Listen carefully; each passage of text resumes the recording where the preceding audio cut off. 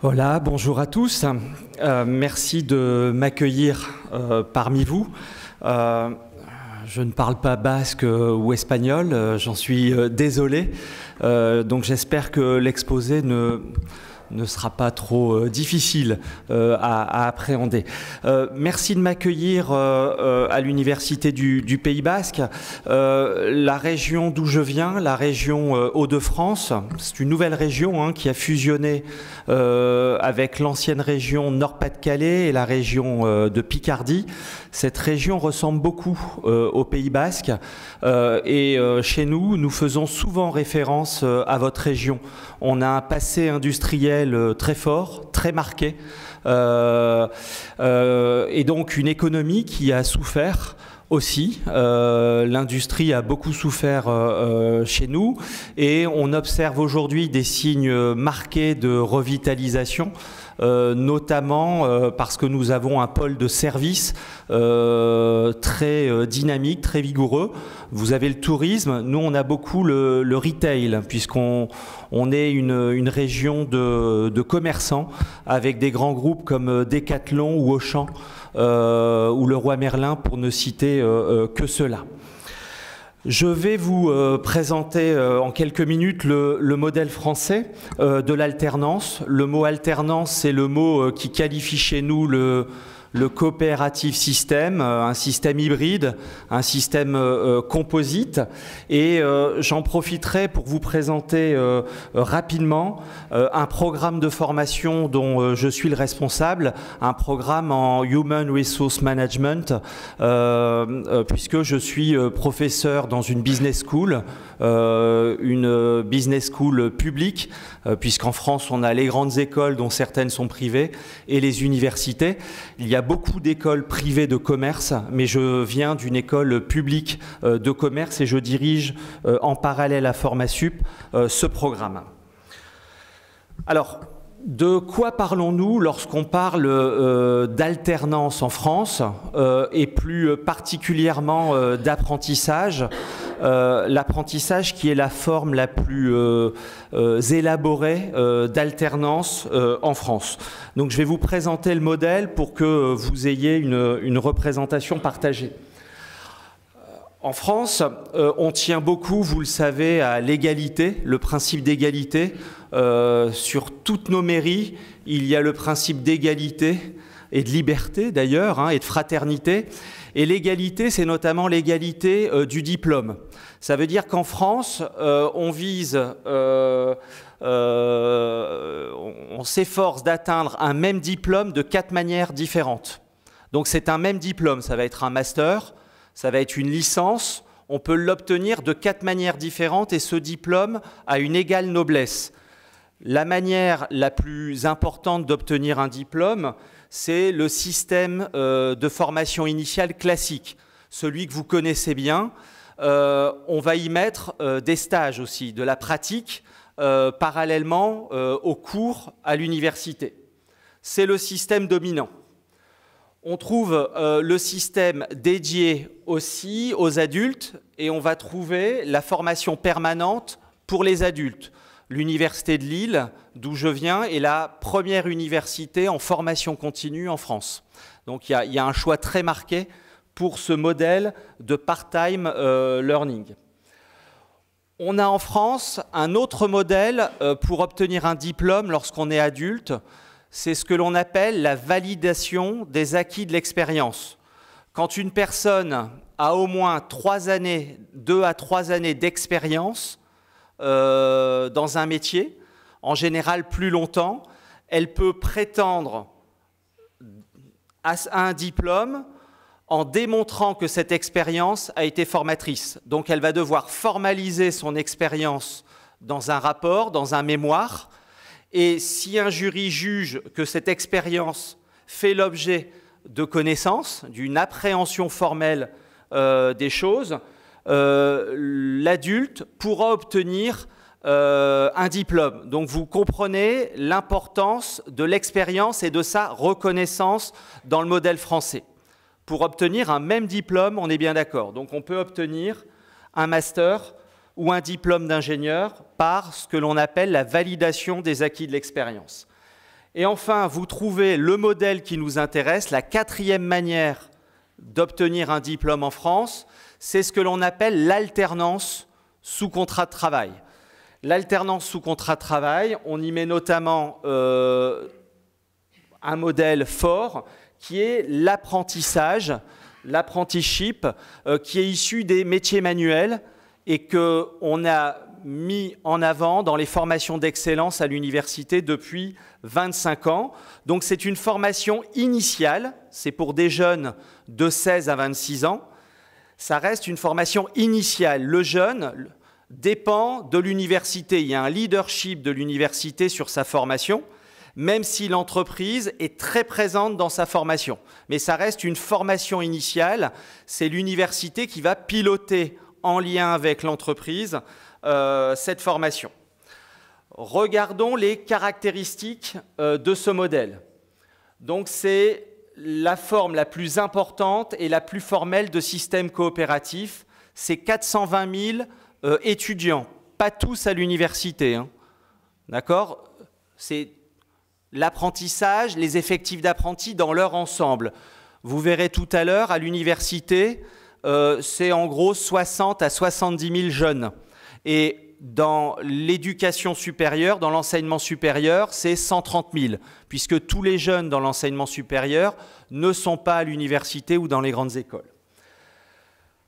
C'est seulement pour les jeunes en dessous de 26 ans. Mais à partir de 2017, le gouvernement français a décidé une expérimentation dans 2 régions, dont la région Hauts-de-France, d'où je viens. On pourra être apprenti jusqu'à 30 ans.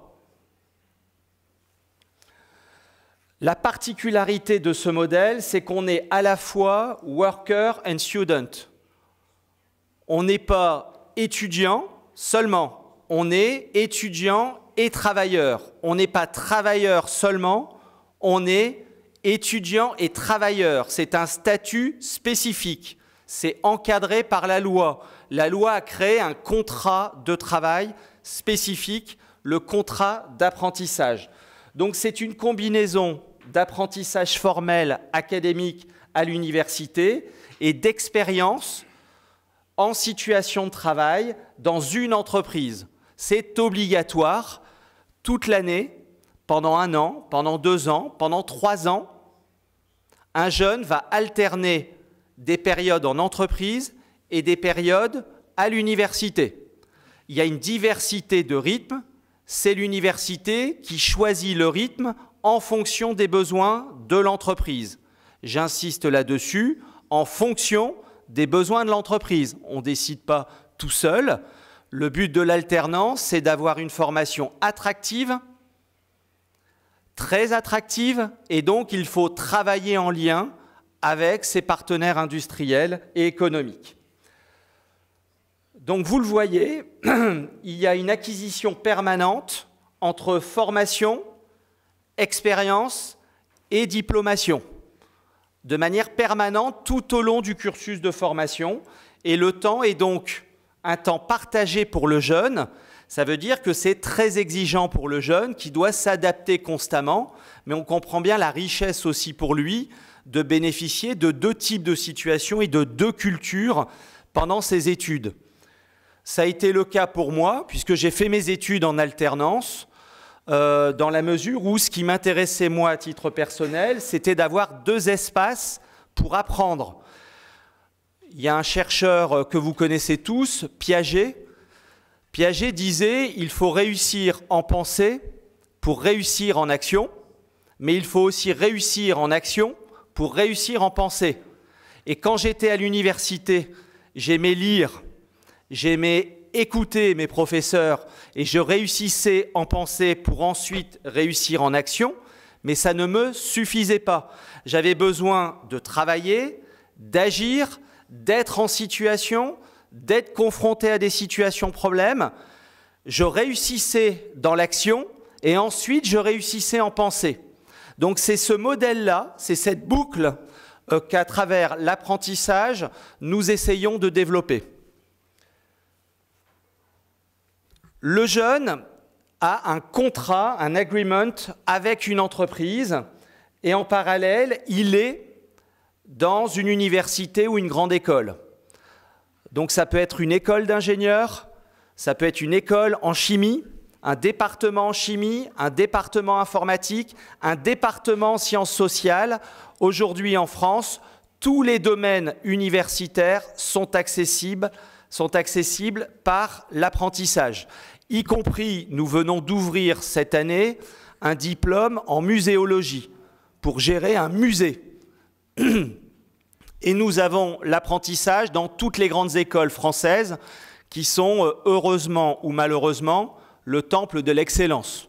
Je dis malheureusement puisqu'il y a aussi de la reproduction des élites, un système inégalitaire, et à travers l'apprentissage, on veut développer la promotion sociale, puisque le jeune, on l'aide à créer un réseau avec des partenaires, on l'aide à réussir sa carrière et on lui donne un salaire. Donc les étudiants alternent des périodes entre entreprises et entre l'université. Au Baden-Württemberg, vous l'entendrez tout à l'heure, c'est 3 mois, 3 mois. Nous avons ce rythme, mais nous avons aussi des rythmes dans la semaine, 2 jours à l'école, 3 jours en entreprise. Ça peut être une semaine. Tous les rythmes sont possibles. Les jeunes ont un contrat d'apprentissage avec un statut spécifique, le contrat d'apprentissage. Dans ce contrat, il a le droit à un salaire. Le salaire est fonction de l'année dans le cycle de formation.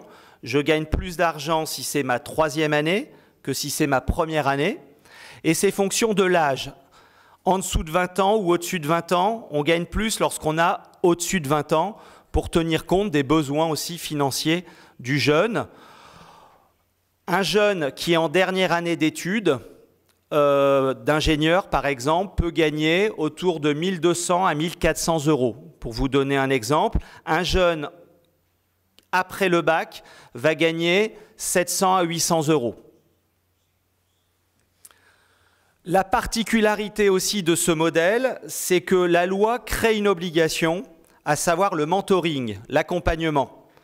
Vous devez avoir un accompagnateur en entreprise, on l'appelle le maître d'apprentissage, et on doit avoir un accompagnateur dans le champ économique à l'université, un tuteur académique. Donc, je suis tuteur académique, Ishaka est tuteur académique.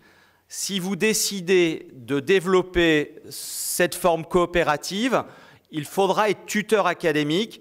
Ça veut dire qu'il faudra accompagner un jeune dans le choix des missions avec l'entreprise et dans l'évaluation aussi de ses compétences avec l'entreprise. Vous amenez la méthodologie qui permet effectivement de faire grandir un jeune, puisque l'entreprise n'est pas forcément seule spécialiste de la gestion d'un parcours pour un apprenti. Une autre particularité du modèle, c'est son caractère institutionnel. Ce sont les régions qui pilotent, qui sont la principale autorité. J'entendais tout à l'heure les acteurs politiques du Pays Basque faire des choix. Chez nous, les régions sont très actives dans le développement de l'apprentissage pour réduire le chômage des jeunes et parce que l'apprentissage, c'est un formidable levier de développement économique du territoire.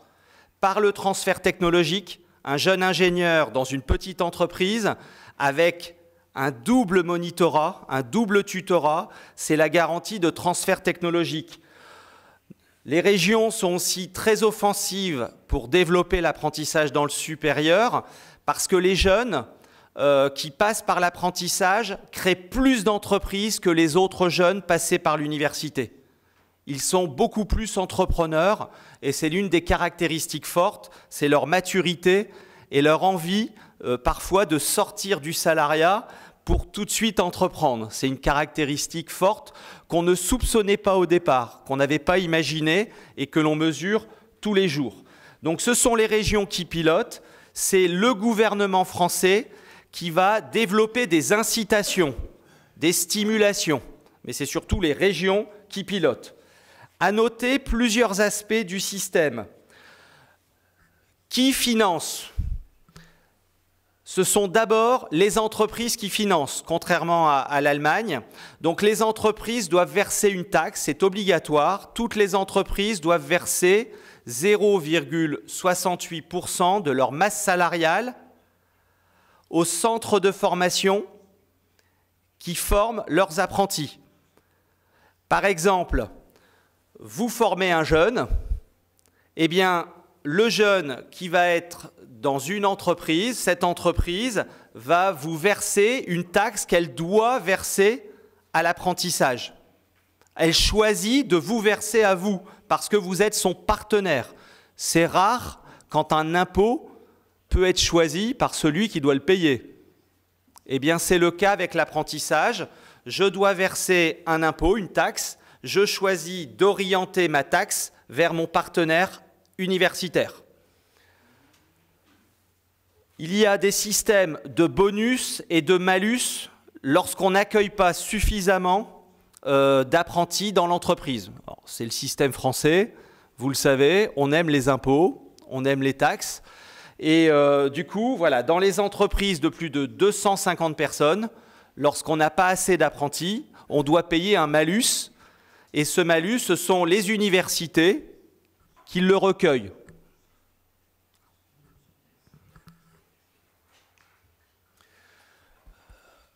De fait, en France, le système institutionnel de l'apprentissage se présente de cette façon-là. L'État qui stimule et fixe le cadre légal, les régions qui pilotent localement et qui décident de mettre beaucoup l'accent ou pas sur l'apprentissage et sur tel type de formation en apprentissage. Par exemple, ma région a décidé cette année de mettre beaucoup l'accent sur les formations d'ingénieurs dans le numérique, dans l'informatique. Ce sont des choix politiques et elles nous aident à monter des formations. Les branches professionnelles vont elles aussi participer à l'élaboration des formations en apprentissage en mettant en place des cellules de travail, en analysant les besoins des entreprises, de leurs entreprises. Et vous allez avoir ce que l'on appelle un centre de formation d'apprentis qui va piloter l'apprentissage. Ça veut dire qu'en France, ce n'est pas l'université qui peut piloter toute seule l'apprentissage. Il y a une structure d'interface dont le métier, c'est de coordonner et de mettre en lien les différents acteurs, les étudiants, les universités et les entreprises. Dans ma région, ce centre de formation d'apprentis s'appelle Formasub, que je dirige. Donc le but, c'est vraiment, lorsqu'on est une université, c'est difficile de gérer seul ce système. On a besoin de spécialistes pour accompagner son développement. Et comme il y a des impôts, de la taxe, il faut aussi des organismes agréés pour recueillir cette taxe et être vigilant sur son utilisation. C'est le but des centres de formation d'apprentis qui dépendent d'une convention de la région. Donc mon autorité de tutelle, c'est la région Hauts-de-France. Ça va pour vous? OK. Rapidement, d'où venons-nous et qui sommes-nous et où on veut aller?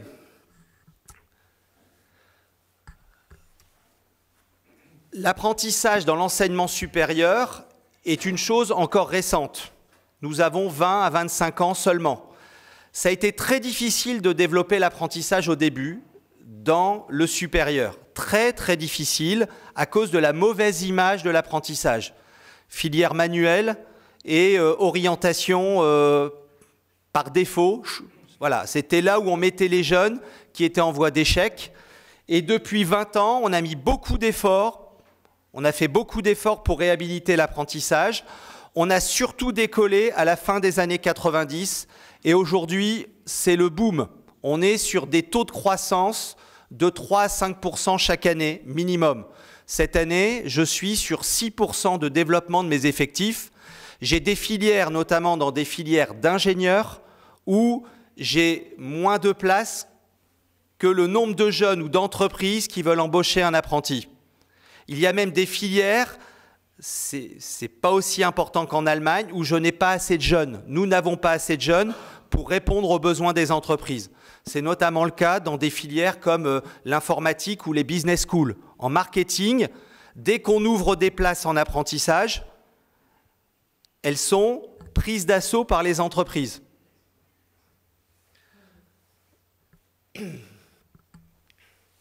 Donc aujourd'hui, en France, c'est 74 000 jeunes qui sont dans l'enseignement supérieur strict. Ça veut dire qu'ils sont dans des grandes écoles et des universités. Le reste des jeunes sont dans des filières de techniciens supérieurs que l'on appelle en France BTS. Donc c'est 74 000 jeunes dans l'université. Si on regarde maintenant ce qui se fait dans ma région, je vous ai dépeint rapidement le système français. Si on regarde ce qui se fait dans ma région s'appelait avant le Nord-Pas-de-Calais, donc c'est au nord de Paris, à la limite de la frontière belge. La capitale est Lille. Nous avons fusionné au 1er janvier 2016 deux régions, la région Picarde et la région Nord-Pas-de-Calais. Et nous avons eu un changement d'exécutif, un changement de pouvoir entre la droite et la gauche.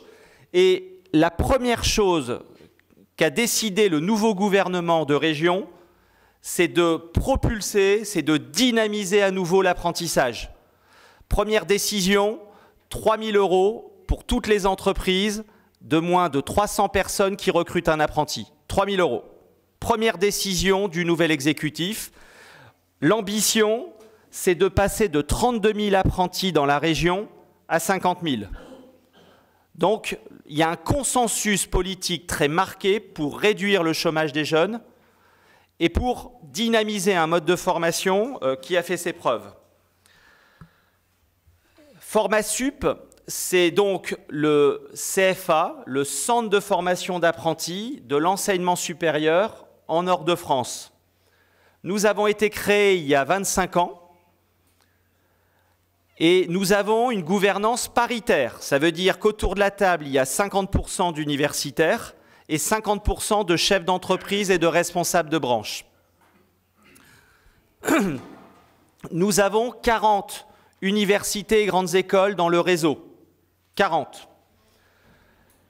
Cette année, c'est 4 300 apprentis et 1 200 entreprises partenaires, 120 diplômes en apprentissage.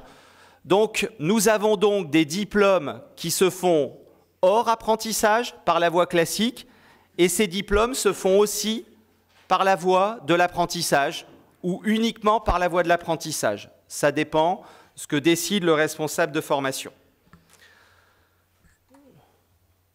Voilà l'évolution de nos effectifs sur les 10 dernières années. Nous étions à 1500, 1600 apprentis. Il y a 10 ans, nous sommes à 4300. On arrive à peu près à 4,5% de la population étudiante de ma région. Notre ambition, comme dans le reste de la France, c'est de passer de 5% de jeunes en formation en alternance à 10% dans les années qui viennent. On veut doubler le nombre de jeunes en apprentissage pour réduire le chômage, pour développer la transition entre l'université et l'entreprise et pour financer aussi les universités. Vous le voyez, c'est essentiellement sur des niveaux master et ingénieur que l'on développe nos effectifs. Je vais vous parler en quelques mots de la formation que je dirige en Human Resource Management. C'est un programme que nous avons créé il y a 10 ans en apprentissage. Donc c'est un programme de 2 ans qui vise à former des spécialistes des ressources humaines, des spécialistes du recrutement, des spécialistes de la formation en entreprise, des spécialistes du dialogue social en entreprise, de la gestion des rémunérations en entreprise. Et donc nous avons choisi il y a 10 ans de promouvoir cette formation en apprentissage parce qu'il nous semblait qu'un jeune qui fait du management manque parfois de maturité pendant ses études. Il y a d'ailleurs des personnes qui considèrent que la meilleure façon de former des managers serait de les laisser partir en entreprise quelques années et de les faire revenir à l'université après. Mais les jeunes veulent tout de suite aller chercher un master, d'où l'évidence pour nous de développer une pédagogie à fort impact en situation réelle de travail. C'était le choix, une pédagogie impactante. Le jeune apprend en situation. Le rythme d'alternance au départ était 3 jours en entreprise et 2 jours en école. Et nous avions surtout des grands groupes partenaires. Les grands groupes partenaires étaient dans la métallurgie, ArcelorMittal, et dans le retail, Decathlon, Leroy Merlin, Auchan. J'ai mis 2 fois Leroy Merlin. L'énergie aussi, avec EDF, avec Areva, et les transports aussi avec SNCF. La semaine dernière, Guillaume Pépi, le patron de la SNCF, est venu voir 300 apprentis à cet égard, et est venu leur dire « Vous êtes des talents pour nous, restez dans notre entreprise ». Ce programme, c'est 78 apprentis, 26 en M1, 52 en M2. Pourquoi nous avons 2 promotions en M2 ? Parce que la formation est très attractive. Les jeunes en France veulent terminer leurs études avec de l'apprentissage. Nous considérons d'ailleurs que toutes les dernières années de formation devraient être en apprentissage pour avoir un lien très fort à l'entreprise avant d'entrer définitivement sur le marché du travail. Les rythmes, en tout cas les taux d'insertion sont très élevés. Nous avons 40% des jeunes qui restent dans leurs entreprises, 40%, et nous avons 50% qui vont travailler dans d'autres entreprises. Dans les 6 mois de la sortie de l'université, c'est 90% d'insertion professionnelle réussie, avec des niveaux de salaire 10% supérieurs à des jeunes par la voie classique.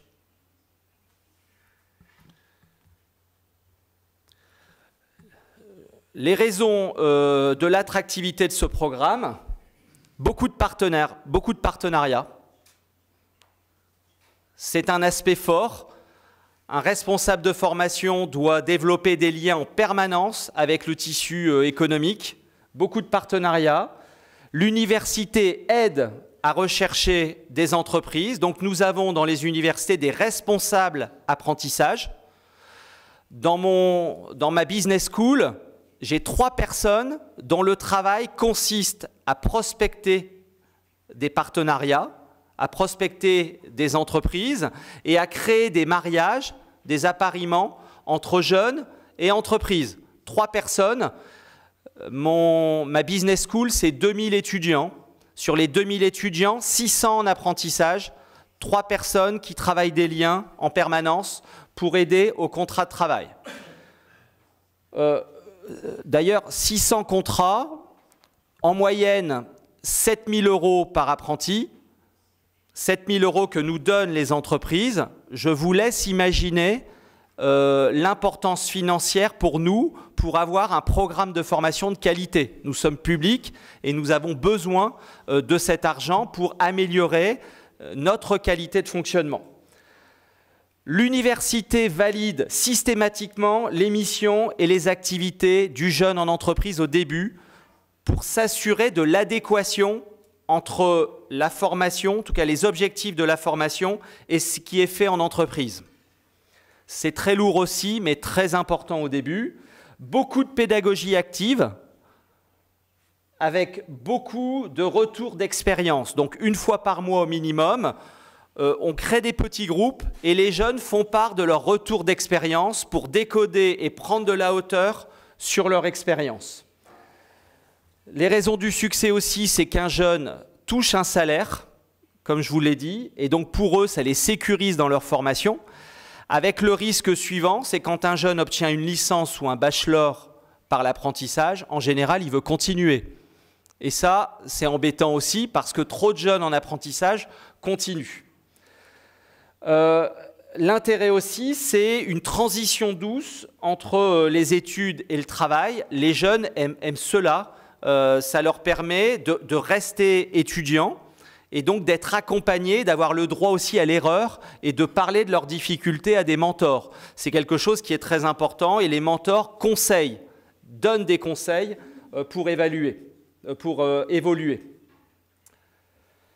Autre aspect, les tuteurs académiques ou en entreprise sont aussi très impliqués dans leur formation.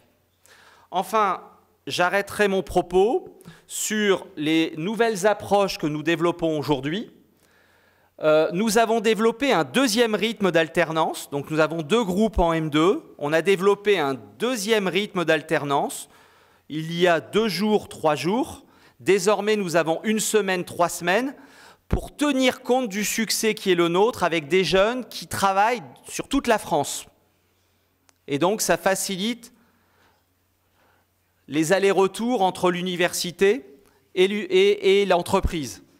On a des jeunes qui viennent exprès à Lille parce que la formation les intéresse et aller en alternance.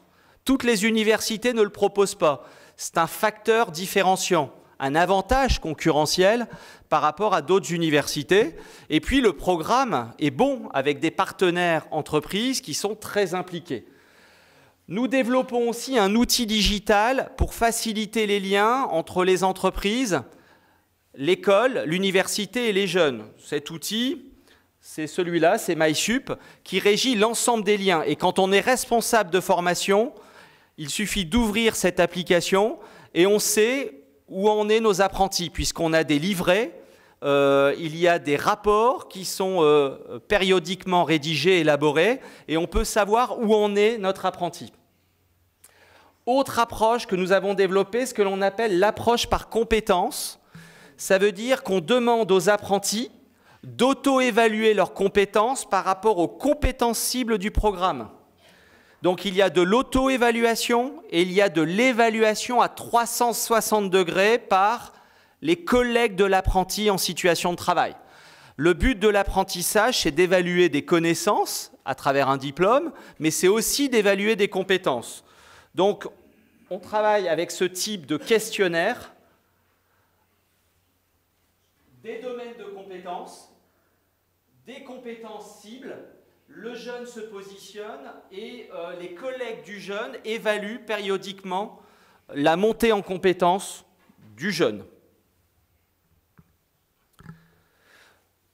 Enfin, nous avons toujours une difficulté, à l'exception des écoles d'ingénieurs, dans les business schools, on a une difficulté, c'est la mobilité internationale des jeunes. On a des jeunes qui partent à l'international, mais sur des courts séjours, puisque les entreprises ne veulent pas les perdre trop longtemps. Et donc, dans l'enseignement supérieur, pour former des exécutifs, des managers, c'est difficile de ne pas les envoyer à l'international au moins 3 mois. Mais lorsque vous avez un contrat de travail d'1 année ou de 2 années, caler une période de 3 mois, à minima, c'est très difficile. C'est notre point noir aujourd'hui. J'en ai terminé. Merci à vous.